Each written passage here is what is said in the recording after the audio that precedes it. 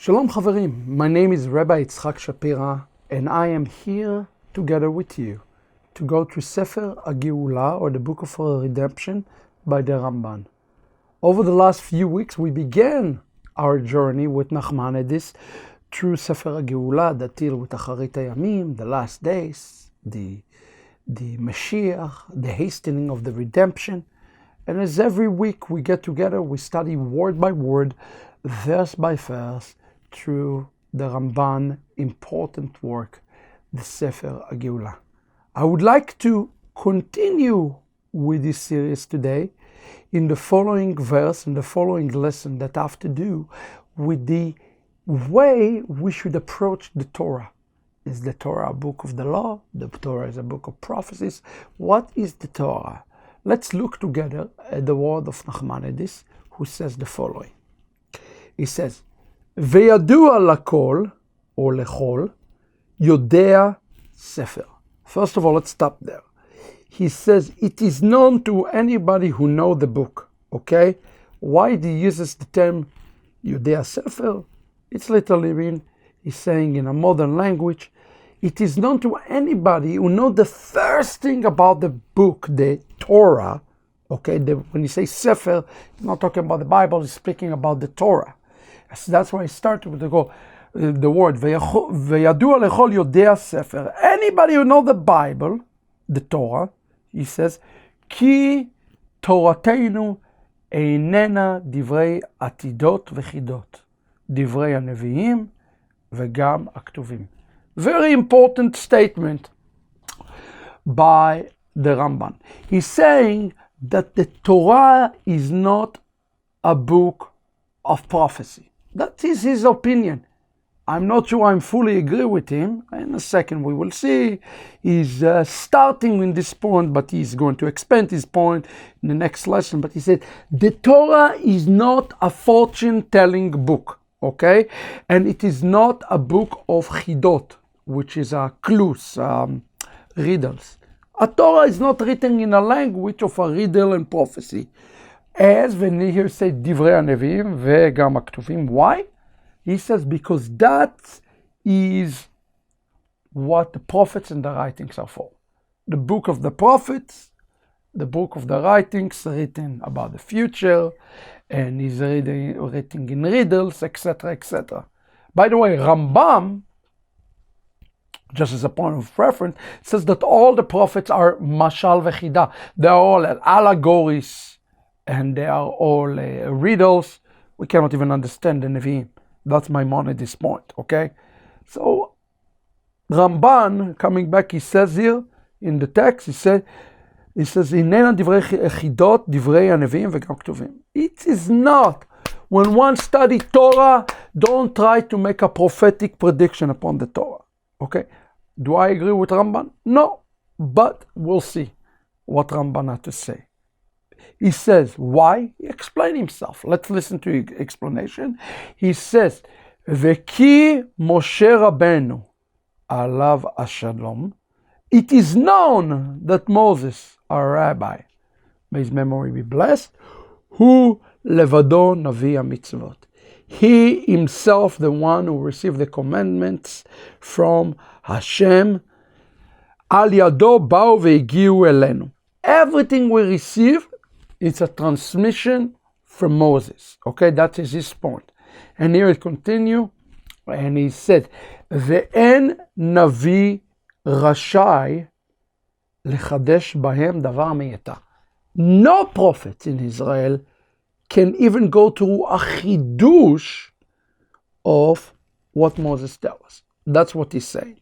His point is very, very strong, actually. He says, not only that Moses received a complete transmission, nobody can come and bring chidush to Moshe. In essence, if anybody come and speak against what Moshe says to us, okay, it's false. Now, please understand, what he's saying is very biblical. As a matter of fact, in the Torah itself, in Deuteronomy 13, it says if somebody is telling you something, it says verse 2, If a prophet rests among you and he's dreaming and he's give you sign or a wonder, okay, and he tell you to follow other gods except the Torah of Moses, it says verse 4, Lo tishma el divrei hanavi hahu. Okay, it's interesting. Even the rabbis acknowledge that Yeshua did many miracles, but they did it in another authority. Okay, that's why they reject it. They don't reject the miracles. I want you to understand this. Okay, here Moshe says, if somebody's telling you to do those type of things, he's testing you. It says in Deuteronomy chapter 13, he's actually testing you. And Ramban point here is just a recap of Deuteronomy 13. Okay, and there is no chidush outside Moshe. But he continues, let's go to the next. He says, Velachen, the word lachen here is important. Okay, Velachen, when he said therefore, he's talking about the Torah now. He says, the majority words of the Torah, okay, Lachen, ein rov dvarav leodiu lanu about. The majority of, not all, but the majority of the Torah is not to talk about the future, okay? The Torah is about the present. Okay, that's very important. Rambam said Torah is not for future, not for the Olam Haba. Torah is for us today, now. The majority of the word is not to tell us what's coming. רק שיאמר, הצרות שהן עתידות לבוא בדרך הזרה, okay? Which actually says, when the Torah speak of tribulation, future tribulation. So now we're kind of changing his tune a little bit. He said, yes, the Torah talk about the future tribulation, but it's doing it as a sign of warning, to warning us. And also when it is talking about בדרך הזרה, הטובות, הנחמות, בדרך הזהירות, it says it's warning us, so we can use here, we see this term we saw in the first lesson, ziruz, so that we can hasten the Geulah. So when we read anything about the future, also in a negative context, it's just to give us kind of a reminder and a warning of the things that we can do.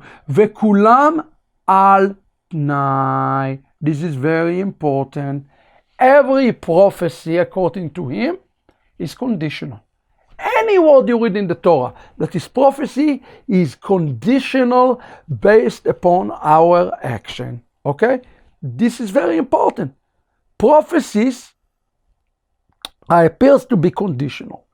But when you read Rambam principles, he says that all the words of the prophets are true. Well, that means that the prophecies are not conditional. They have to be fulfilled.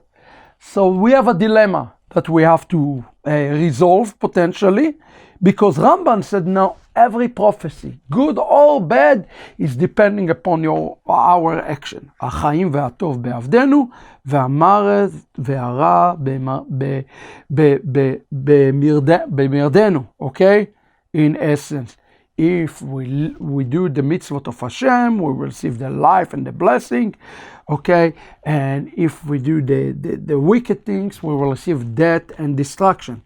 And Moses says the same thing. Behold, I am giving you life and blessing, curses and death, and choose life, choose blessings. So what did we learn in this lesson today? We learned that we cannot treat, according to Ramban, the Torah as a book of prophecies exclusively. When Torah speaks about prophecies, it's talking about it in a context that wants something that we have to do today, okay? To hasten it and the Geulah. It is, according to the Ramban, our action who are hastening or delaying the Geulah, okay? And lastly, anybody who speak against Moshe Rabbeinu, or try to go against Moshe Rabbeinu according to him, or bring a chidush to Moshe Rabbeinu, he himself should not be taken seriously. Okay, so that is the framework that we are establishing with Ramban. In the next lesson, we're going to talk about prophecies in Torah, but he wanted first of all to establish that the importance of the Torah for the sake of the Torah, of worshiping God, not for the sake of prophecy.